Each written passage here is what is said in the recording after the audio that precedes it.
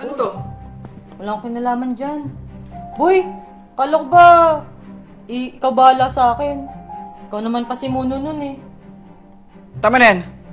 Jeff, ikalimang warning mo na to, hindi ka pa rin talaga nagtatanda. Eh ba, boss, kung hindi ka naniniwala sa akin, magre-resign na lang ako. Ikaw pa talaga nagmamalaki ngayon? Oo, dahil kaya kong patakbuhin ang area na to na wala ka. Ah, ganon. O sige, you're fired. Hindi ka na magre-report, makakaalis ka na.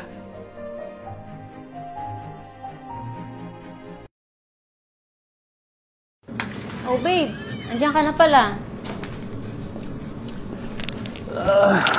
Oh, ano nangyari sa'yo? Tinanggal ako sa trabaho ng kupal kong amo. Ha? Bakit daw?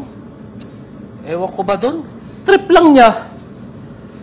Eh kasi nakikita niya na ako lahat ang gumagawa doon sa area namin. Eh siguro hindi niya kayang gawin yung ibang ginagawa ko. Kaya gano'n na lang kalaki yung insecure niya sa akin. Tinanggal ako. Hayaan mo na. Magaling ka naman sa trabaho eh. Hanap na lang tayo ulit. Okay?